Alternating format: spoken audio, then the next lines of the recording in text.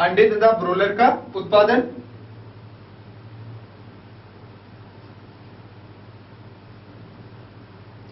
अंडों तथा ब्रोलर का उत्पादन। किस प्रकार से कर सकते हैं या इसके लिए क्या क्या विशेषताएं होनी चाहिए? तो सबसे पहले उच्च ताप होना चाहिए,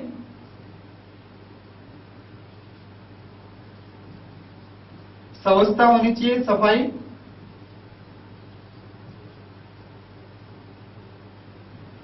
और इसके अलावा जो भी रोग, जिनके द्वारा रोग होते हैं, रोग प्रतिरोधकता होनी चाहिए, रोग प्रतिरोधकता होनी चाहिए, और संतुलित मात्रा में आहार होना चाहिए जिसमें विटामिन ए तथा विटामिन के की अधिकता होनी चाहिए। इसके अलावा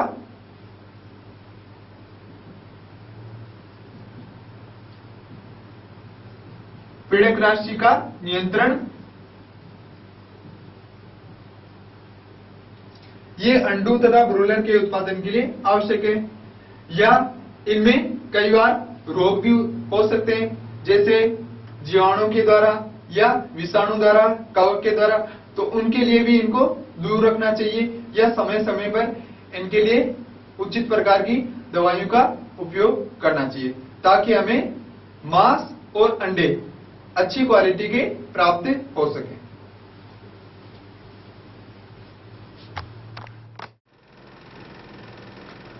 अब हम इसके अगले भाग की बात करते हैं।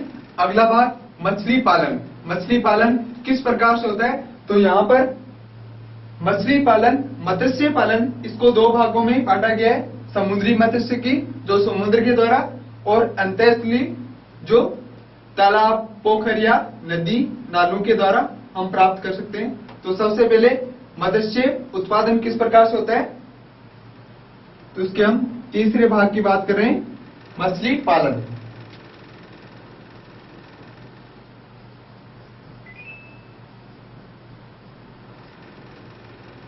तो मछली पालन का एक उद्देश्य होता है कि मछली के द्वारा हमें प्रोटीन जो स्रोत है अधिकतम प्राप्त होता है। तो मछली उत्पादन एक प्रोटीन का स्रोत है।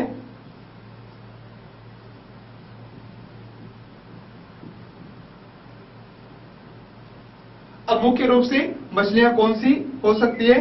तो इसमें पंख युक्त मछलियां,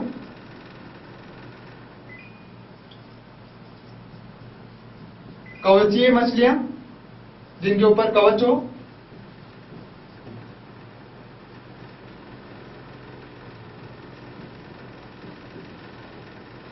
इसके अलावा इसमें जो अन्य होगी जैसे कवचीय मछलियों की, जैसे हम बात करें उदाहरण के लिए प्रोन तथा मोलस्क, जैसे प्रोन, मोलस्क, ये दो जातियां हैं जो कवचीय मछलियों के उदाहरण हैं। वैसे तो काफी मछलियां होती हैं, लेकिन जो हम प्रमुख मछलियां हैं उनकी बात करेंगे तो ये इस प्रकार से होगी। अब इसमें मछली किस प्रकार से पकड़ सकते हैं? तो मछली पकड़ना,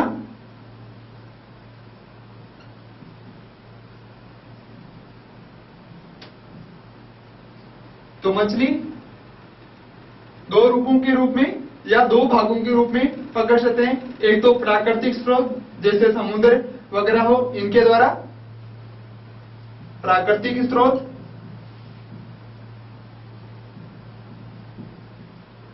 जैसे समुद्र या अलवणीय जो जल हो, प्राकृतिक स्रोत। और जो मछली उत्पादन करेंगे किस प्रकार से? तो मछली पालन, मछली पालन जैसे तालाब, पोखर इत्यादि हो सकते हैं। तो यहां पर हम मछली का पालन कर सकते हैं। अब मुख्यतः जो मछलियां होती है वो कौन से प्रकार की होती है? तो इसमें सबसे पहले हम इसकी बात करेंगे, इसके प्रथम भाग की, समुद्री मत्स्य की।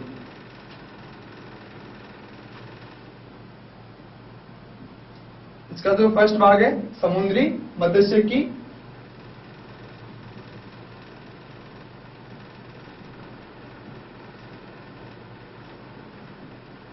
अर्थात समुद्र के द्वारा कौन कौन सी मछलियां होती है और उनको किस प्रकार से हम प्राप्त कर सकते हैं।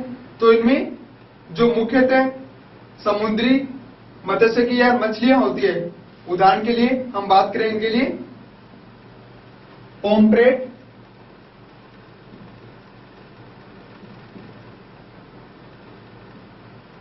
दूसरी अन्य जाति इसकी मेकर्ड, टूना,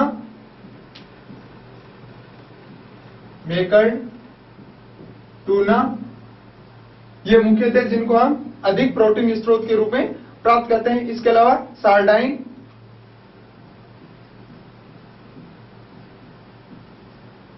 और दूसरी अन्य जाति इसके लिए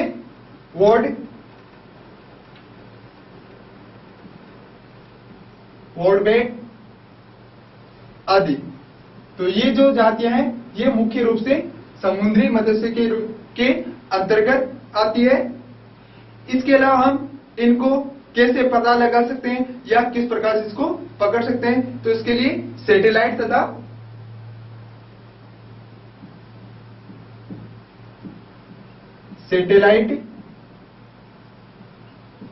तथा अन्य एक उपकरण होगा प्रतिध्वनि गंभीरता मापी। प्रतिध्वनि गंभीरता मापी के द्वारा मछलियों को पकड़ना।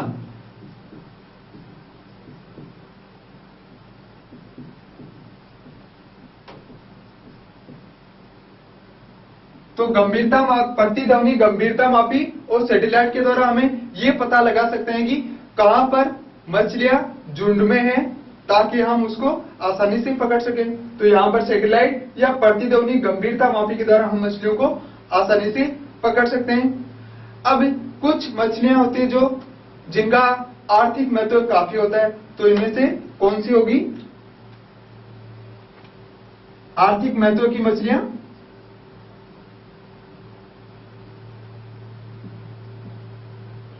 आर्थिक महत्व की मछलियां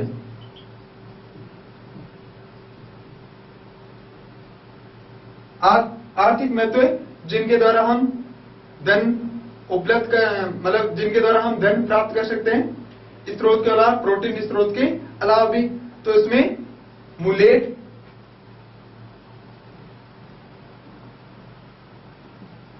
बेटकी,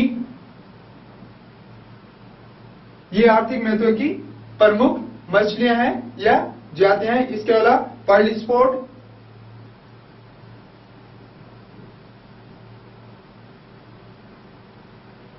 ये यहां पर मुख्यतः 3 है।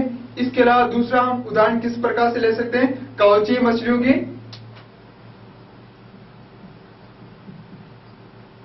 कवचीय मछलियां, कवचीय मछलियों में हम उदाहरण किस प्रकार से ले सकते हैं झींगा या मसल, झींगा, मसल। इसके अलावा पर्ल, ओयस्टर या ओयस्टर आदि। जिनका सबसे आर्थिक महत्व ज्यादा होता है वो कवचीय मछलियां झींगा, मसल और ऑयस्टर होती है। अब जो ऑयस्टर होती है इसके द्वारा हम मोती प्राप्त कर सकते हैं। ऑयस्टर से मोती प्राप्त कर सकते हैं या मोती प्राप्ति करते हैं।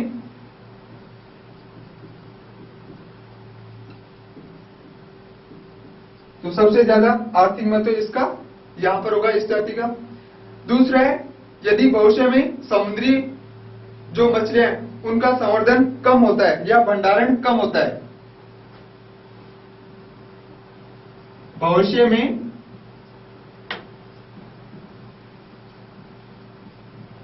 मछलियों का भंडारण कम होता है,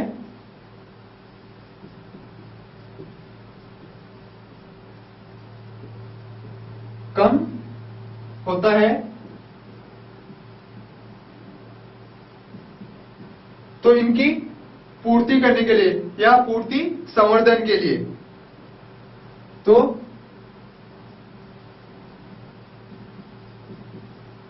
मछलियों की जो पूर्ति होगी या मछलियों की पूर्ति संवर्धन द्वारा होती है। मछलियों की पूर्ति संवर्धन द्वारा होती है।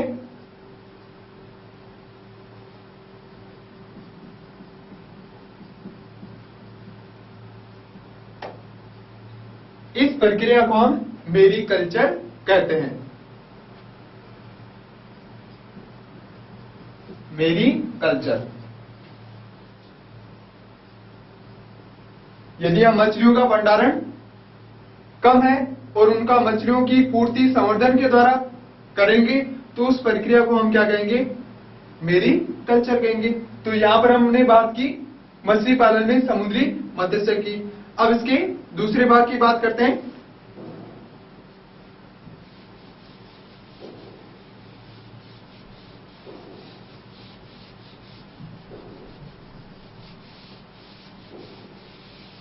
तो दूसरा भाग है अंतःस्थलीय मत्स्य की। दूसरा भाग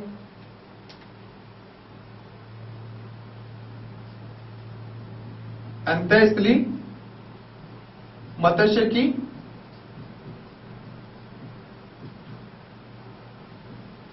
तो इसके अंतर्गत जो भी तालाब, पोखर है, नाले हैं, नदियों के द्वारा मछलियों का उत्पादन किया जाता है। ताजा जल स्रोत जैसे तालाब, पोखर, नदियां इत्यादि, यहां से अंतःस्थलीय मत्स्य हम प्राप्त कर सकते हैं। इसके अलावा अधिक मछली संवर्धन करना है तब इसके लिए मिश्रित संवर्धन की आवश्यकता होगी। अधिक मछली संवर्धन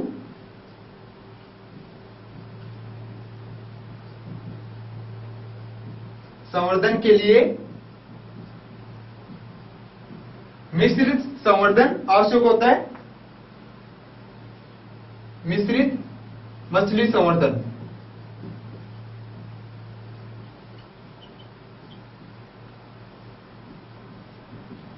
संवर्धन किया जाता है।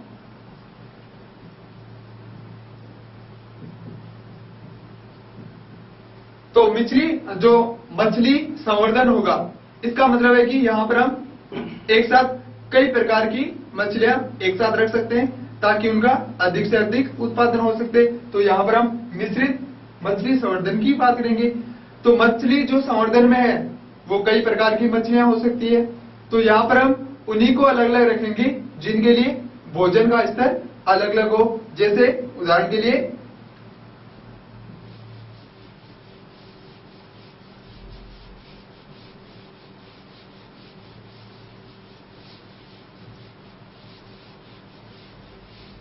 कटला मछली की बात करें तो कटला मछली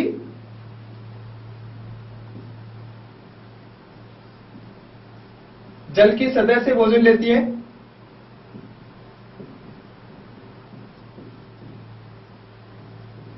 जल की सतह से भोजन। अब इसके साथ में हम कौन सी मछली रखेंगे जो अन्य भाग से लेती हो? तो इसके साथ में रोहू,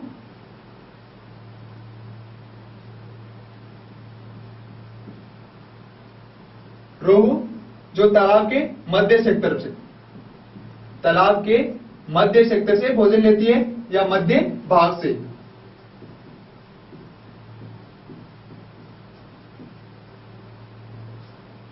इसलिए हम इन दोनों को साथ में रख सकते हैं क्योंकि एक मछली अपना भोजन जल की सतह से प्राप्त कर लेगी और दूसरा जो रोहू है वो तालाब के या मध्य भाग से प्राप्त कर लेगी। इसके अलावा अन्य जातियां हैं मरगल तथा कॉमन कॉर्प। मरगल तथा कॉमन कॉर्प, ये भी जो मछलियों की जाते हैं। तो ये यहां पर तालाब की तली से अपना भोजन प्राप्त करती है।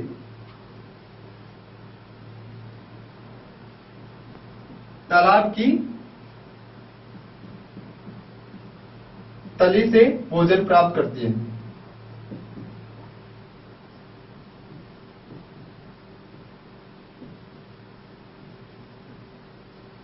तो इन दो मछलियों के साथ में अन्य दूसरी मछलियां रखेंगे जो तली से भोजन नहीं प्राप्त करती हो, तो इस प्रकार से इसको हम क्या कहेंगे, मिश्रित मछली संवर्धन। तो इसके लिए एक सबसे बड़ी जो समस्या उत्पन्न होती है वो ये होती है कि इनका जो जनन काल होता है वह सबका एक साथ वर्षा ऋतु में होता है। तो इसके लिए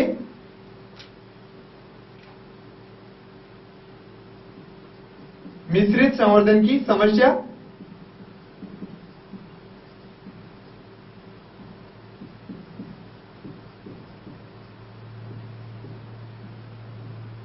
तो इसकी जो प्रमुख समस्या वह है कि सबका जनन काल होता है वह वर्षा ऋतु में होता है। सभी का जनन काल वर्षा ऋतु में।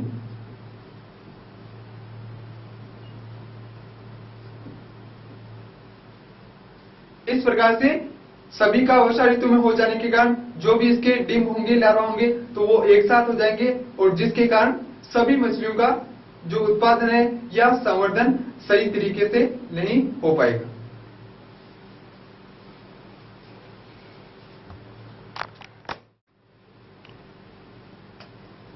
अब हम इसके चौथे भाग की बात करते हैं। तो चौथा भाग मधुमक्खी पालन। तो मधुमक्खी पालन किस प्रकार से किया जाता है। मधुमक्खी पालन।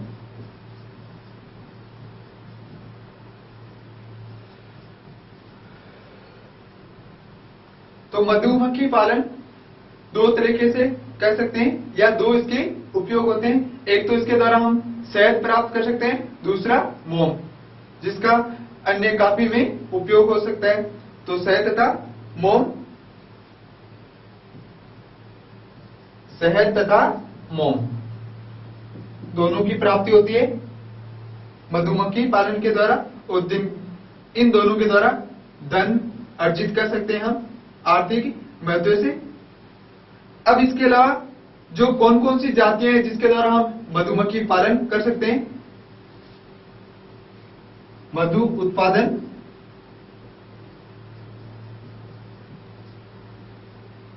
तो मधु उत्पादन के लिए सबसे पहले हम जाति की बात करें तो सबसे पहले इसके जाति है एपिस सेरना इंडिका। एपिस सेरना इंडिका,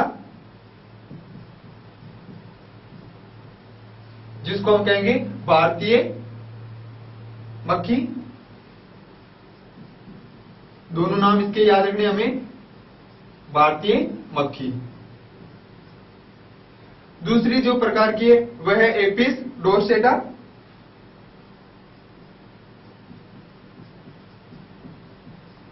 एपिस डोर्सेटा, जिसका अन्य नाम है सेल मक्खी।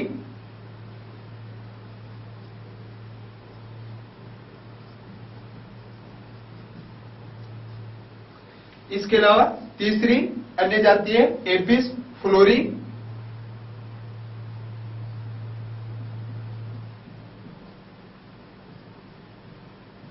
एपिस फ्लोरी, जिसका दूसरा अन्य नाम है लिटिल मक्खी, जिसको हम कहेंगे लिटिल मक्खी।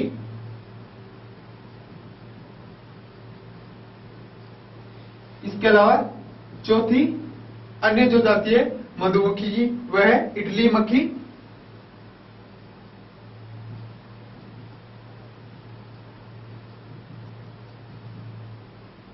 या इसका दूसरा नाम बताएंगे हम एपिस मेलिफेरा,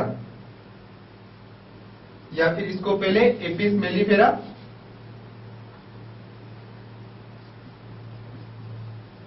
एपिस मेलिफेरा, इसका नाम है इटली मक्खी। और इटली मक्खी या एपिस मेलिफेरा ये ऐसी जाति है जिसके द्वारा हम अधिक शहद प्राप्त हो सकता है, अधिक शहद प्राप्त करते हैं तो उसके द्वारा शहद अधिक प्राप्ति,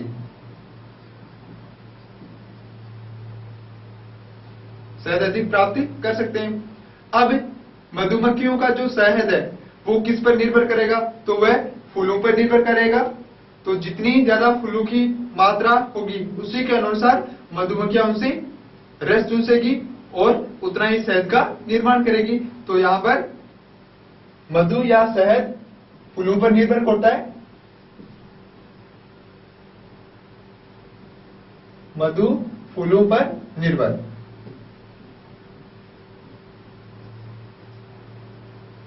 इस प्रकार से मधुमक्खी का हम पालन कर सकते हैं।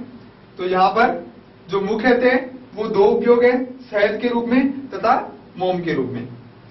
अब इसको हम एक अवधान की प्रक्रिया के द्वारा किस प्रकार से समझ सकते हैं।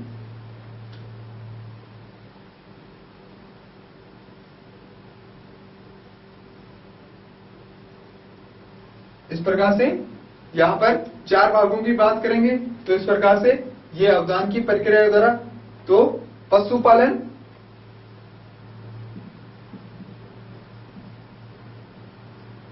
पशुपालन में सबसे पहले कृषि की बात, पशु कृषि,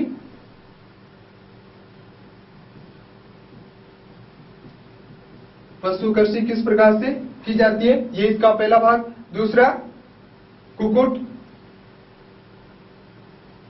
मुर्गी पालन,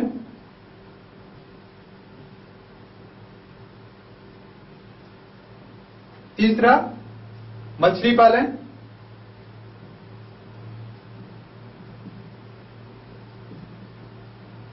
और चौथा मधु या मधुमक्खी पालन।